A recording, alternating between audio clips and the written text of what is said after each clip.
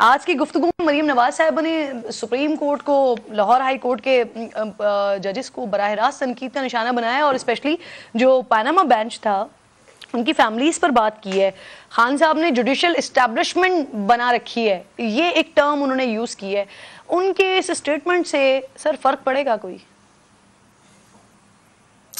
बहुत शुक्रिया, मुझे अब टाइम दीजिएगा जो कि मैंने 2 लोगों के जवाब देने हैं।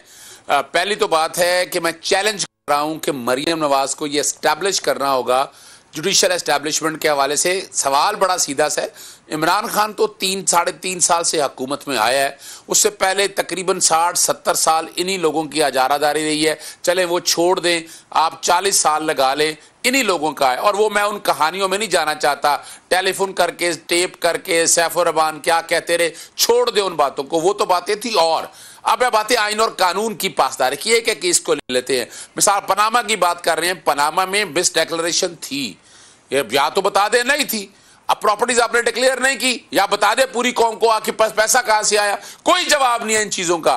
ये वो आईनी और कानूनी बातें है जिसका आइन और कानून से जवाब दें। आपके पास कोई जस्टिफिकेशन नहीं है। दूसरी तरफ आ जाए, मरियम कहती हैं कि जनाब जुडिशल, कौन सी जुडिशल एस्टैब्लिशमेंट? क्या जब असेंबलियां डिसॉल्व हो जाएं इलेक्शन की डेट नहीं देनी? 90 दिन में इलेक्शन आईने पाकिस्तान को रद्दी की टोकरी में फेंक दे। ये आईने पाकिस्तान जुल्फकार अली भुट्टो साहब का बनाया हुआ है और उन्होंने लिखा हुआ है, और उसी आइन में लिखा हुआ है कि जब असेंबलियां अपनी मुद्दत पूरी करेंगी तो 60 दिनों में इलेक्शन होंगे। ये सारों के बयान पढ़ लें आप। आपको चाहिए तारीख में सब एक दिन इलेक्शन लेट नहीं होने चाहिए। और अगर आप गवर्नर कहता है कि असेंबली ऑटोमेटिकली डिसॉल्व हुई है, मैंने डेट नहीं देनी है, इलेक्शन कमीशन कहता है कि मुझे पोल डेट देने का इख्तियार नहीं है, आज इलेक्शन कमीशन आगे पोल डेट भी दे रहा है और लेके भी कहां जा रहा है, 8 अक्टूबर में नजूमी हो गया ना वहां पर बैठे। आप आइन और कानून की पासदारी की बात करते हैं, ये किसी बच्चे से पूछ लें कि आइन में लिखा है 90 दिन में इलेक्शन, तो 90 दिन में इलेक्शन होने हैं भाई। 30 अप्रैल से आपने क्यों, क्या बुनियाद थी? 2018 से इलेक्शन, 2013 के इससे ज्यादा दहशतगर्दी के हालात थे और आप पैसे देने से इनकार करते हो। हालात में एक्सटेंशन हो सकती है पार्लियामेंट की सर? बिल्कुल ऐसा नहीं है, बिल्कुल ऐसा नहीं है। मैं चैलेंज कर रहा हूं, 254 आर्टिकल जिसका सहारा ले रहे हैं वो वहां पर इस्तेमाल होना है जहां पर कई जगह आया है आपने उर्दू का निफाज कैसे करना है, आपने एग्जेक्टिव और जुडिशरी को अलहदा कैसे करना है। इसका नहीं, ये 254 उनके रेस्क्यू के लिए है। आईने पाकिस्तान ने जब लिखा है कि और याद रखिएगा पीएमएन में लिखा है कि आपका निजाम जो है स्टेट चलानी है चूजन रिप्रेजेंटेटिव ने। इसका मतलब छोड़ दे, इलेक्शन कराने की क्या जरूरत है? इसी तरह ये असल में इनका एक बहुत बड़ा एजेंडा था। एजेंडा ये था कि अगस्त में जाके 1 साल के लिए असेंबलियां बढ़ानी थी, उसकी ये बुनियाद रखी जा रही है। डरते क्यों हैं वो भाई? जाएं जाकर इलेक्शन लड़ें। इस वक्त तो एस्टैब्लिशमेंट इमरान खान के साथ नहीं है, इन लोगों के साथ है। जो कुछ बताना है मई में इलेक्शन की डेट देने के लिए तैयार थे, लेकिन खान साहब ने चढ़ाई की तो फिर उसके बाद नवाज शरीफ ने कहा कि अब हम सरेंडर नहीं करेंगे। अब मुझे ये बता दें, इसका मतलब एस्टैब्लिशमेंट किनके साथ है? क्लियर होगी बात, सारी बात को। अगर इसी बात को मान लिया जाए कि यहां बैठकर इस मुल्क में इनको यहां लाने में, इक्तदार देने में एस्टैब्लिशमेंट का हाथ है, तो बात खत्म होगी। छोड़े एस्टैब्लिशमेंट को, आ जाकर सहारे जिन्होंने पकड़े हैं वो बात करें। आज मरियम जो बैठे बातें कर रही है, डर क्यों रहे हैं? 90 दिन के इलेक्शन का टाइम है, आईने लिखा हुआ है, बता दें, चैलेंज है इस बात से। और जो बातें रिपोर्टें दी हैं और सदर पाकिस्तान ने जब इनको चेहरे दिखाए हैं, कानून की बात करें आप। मरियम जो बात कर रही है, आपने आगाज में शिकवा किया था कि मैंने 2 लोगों की बात सुनी है तो मुझे ज्यादा टाइम दें, तो मैं आपसे अगला सवाल भी आपसे ही कर लेती हूँ। ये बताएं, ये खान साहब, जी मेरा सवाल पहले लें, फिर फैसल साहब भी आपसे शायद सवाल करना चाह रहे हैं कि बताइए, खान साहब वो 150 के करीब केसेस की बात कर रहे हैं, जो मुख्तलिफ मीडिया रिपोर्ट्स आ रही हैं उसमें तो बताया जा रहा है कि 40 के करीब केसेस हैं जो खान साहब के ऊपर हुए हैं। आपके पास तो कंफर्म तादाद होंगी, कितने केसेस हुए हैं अभी तक? अच्छा, मैं बताता चलूं, चौके ये तो केस ही नहीं बता दें। इनके इमरान खान के दौर में इस तरह के बगावत के, दहशतगर्दी के इस तरह के मुकदमे कोई एक बता दें आप कि इस तरह दर्ज हो। यानी 86 के मुकदमे पंजाब में है, 43 किलोमीटर की इस्लामाबाद की टेरिटरी है उसके हैं, FIA के 3 है, नैब के 3 है, अभी एंटी करप्शन डिपार्टमेंट के आए नहीं। ये बात हो रही है इमरान खान और उनकी पार्टी के ऊपर, और इमरान खान को तकरीबन 43 के करीब ऐसे हैं केसेस ऐसे हैं जिसमें इमरान खान को बराह रास्त डाला हुआ है। जैसे अब आप, ये तो वो है ना जिसमें कारकुनान के ऊपर भी केसेस हैं, खान साहब के ऊपर इंडिविजुअली कितने केसेस?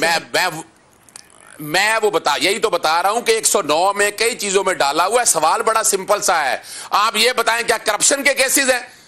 क्या क्या क्या क्या किसी को अपना धोखा देने के केसेस हैं? ये वो सारे पॉलिटिकली मोटिवेटेड केसेस हैं। और ज़हूरलाई केस और इसके अलावा मौलाना अब्दुस्तार नियाजी में इस तरह के लाहौर हाई कोर्ट ने केसेस सारे क्वैश कर दिए थे। खान साहब के ऊपर इंडिविजुअली, खान साहब के ऊपर कितने केसेस हैं सर? अब इंडिविजुअली और मिलाकर करें तो 143 के करीब बनते हैं। खान साहब पे जाती में अगर देखा जाए तो 43 केस मिलाने वाले निकाल दें ना, वो माइनस करके तो खान साहब के बता दें। नहीं, वो हो नहीं सकते, वो हो नहीं सकते। जब आप पूरी नहीं, वो हो ही नहीं सकते। वो इसलिए नहीं हो सकते, पूरी पार्टी को इन्वॉल्व किया हुआ है। कल लाहौर जिस तरह निगरान हुकूमत है, पूरा लाहौर ब्लॉक रखा। इनमें से किसी ने आगे कहा कि आपने ये ब्लॉकेज क्यों की है? एक सियासी जमात जलसा करने जा रही है, उसे करने दें। कोई इनमें से तौफीक हुई किसी को भी? वैसे जमहूरी हुकूमत की बात करते हैं। और मरियम जो जुबान इस्तेमाल कर ली है, क्या वो इजाजत देती है बात करें आइन और कानून की? अजय साहब, जो मैं समझ सकी हूं, आपने ये कहा कि 40 के करीब खान साहब के ऊपर इंडिविजुअली केसेस हैं और तमाम मिला के 147 के करीब बनते हैं जो कारकुनान के ऊपर और पूरी पार्टी के ऊपर है। जी बिल्कुल, 145 के करीब केसेस वो बनते हैं। अभी नैब के केसेस, एंटी करप्शन के केसेस की डिटेल अभी आनी है। और ये वो केसेस मैं वही बता रहा हूं कौन से हैं। या बगावत बढ़ते फिर रही है, और या यहां पर दहशतगर्दी। कौन सी दहशतगर्दी? आप अपना पॉलिटिकल राइट एक्सरसाइज नहीं कर सकते? यानी क्या मजाक बना है इस मुल्क में, पूरी दुनिया में ह्यूमन राइट वायलेशन के हवाले से पाकिस्तान का नाम बड़ा अच्छा काम किया आपने, क्लैरिटी दे दी है। क्योंकि ये जो है ना, सोशल मीडिया पर बहुत ही ज्यादा गुमगुम किसी सूरत हाल थी। ये बड़ा अच्छा किया आपने, क्लैरिटी दे दी। अली गौहर बलोच साहब, मरियम साहिबा ने आज साबिक और हाजिर सर्विस जजेस के नाम लिए, इल्जामात लगाए। लाहौर हाई कोर्ट की चंद शख्सियात के हवाले से कुछ हकाइक पास होने का दावा भी मरियम साहिबा कर रही हैं। मौजूदा बहरान का जिम्मेदार भी सुप्रीम कोर्ट को कह रही हैं। अगर आप लोग समझते हैं सर कि आप लोगों के साथ गलत हो रहा है और आपके पास ये सारे सबूत भी हैं, तो ये वजीर आजम सारी चीजें जुडिशल काउंसिल के सामने क्यों नहीं रखते हैं? और अगर ये नहीं करना तो फिर मौजूद जजेस को बदनाम करना बंद कर दें। गौर साहब देखें किरण, बात बड़ी सिंपल है। अजहर साहब बात कर रहे थे और मतलब है कि बड़ी उनकी आवाज़ में वो गर्मजोशी थी। तो मैं ये गुजारिश करूँगा, देखें वो तो खुद उनका शोबा, ये बात दलील से करनी चाहिए। ज़्यादा ऊंची बोलने से या बहस करने से तो मामलात की समझ नहीं आती, या हम नहीं ये कह सकते कि ये दलील से बात की गई है।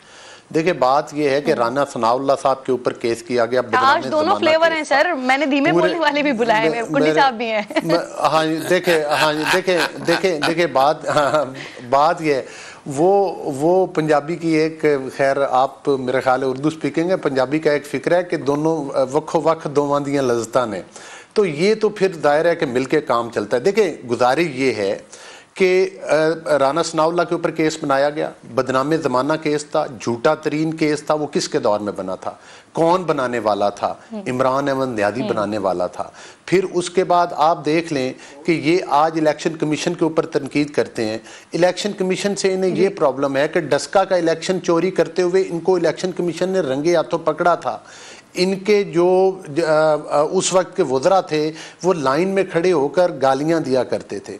फिर आज जजेस की आपको पता है ऑडियोज़ और वीडियोज़ आपके सामने ऑडियोज़ आ चुकी हैं जो कि इंतहाई मुतनाज़ हैं और जो कि इंतहाई संगीन है, जिनसे साफ ज़ाहिर होता है कि ये यहाँ पर मतलब है कि कदगन लग रहा है जुडिशली के ऊपर। एक तरफ काजी फायद ईसा साहब के ऊपर एक केस बनाया गया, रेफरेंस तीसरे दिन उसकी हेयरिंग शुरू हो गई। जस्टिस का लफ्ज़ इस्तेमाल कर रहे हैं। नहीं आप बात सुन लेना, मेरी बात मैं उसी तरफ आ रहा हूँ ना। आप देखें मज़ाहिर नकवी साहब के खिलाफ रेफरेंस आ चुका है, कितने दिन हो गए आज तक उसकी हेयरिंग हुई है। अगर ये कदगन साफ करना चाहते हैं तो फिर इनको चाहिए ना कि फौरी तौर पर उस पर हेयरिंग करें और फैसला दें। फैसला तो इन्हीं जजेस ने देना है ना, उसकी हेयरिंग क्यों नहीं की जाती? तो इन तमाम चीज़ों से, जिसका कि अभी कुंडी साहब ने भी बात की, जिस तरह से कि मियां नवाज शरीफ साहब के केस में जिस जज ने सजा सुनाई थी उसकी भी ऑडियो सामने आई। फिर उसके बाद अभी कुंडी साहब ने भी हवाला दिया कि जिस तरह से एक मुतनाज़े अदालती फैसले के जरिए चौधरी परवेज इलाही को वज़ीर आला बनाया गया। एक तरफ एक ही घंटे के अंदर, 1 मिनट के अंदर 8 केसेस में जमानतें दी जाती हैं, दूसरी तरफ सेम केसेस है 2-2 साल एक बंदा जेल में पड़े गल सड़ जाता है और उसको जमानत तक नहीं दी मामलात हैं और आप कह रहे हैं कि साफ जाहिर हैं, तो फिर उसको जुडिशियल काउंसिल की तरफ लेके जाए ना, मोसेस जजेस साहिबान के किस तरह से उनके लिए बात करना, ये दुरुस्त तरीका नहीं है सर। मैं आती हूँ दोबारा, फैसल साहब से पॉइंट ऑफ व्यू ले लूं ना, आपने उनका तस्करा किया है। एक सेकंड अभी मेरे दोस्त कह रहे थे कि जनाब इमरान न्याजी साहब के इनके ऊपर तो जनाब वो करप्शन के केस, मुझे ये बताएं जो तोशा खाना का केस है जिसमें झूठी रसीदें दिखाई हैं, वो करप्शन का केस नहीं है?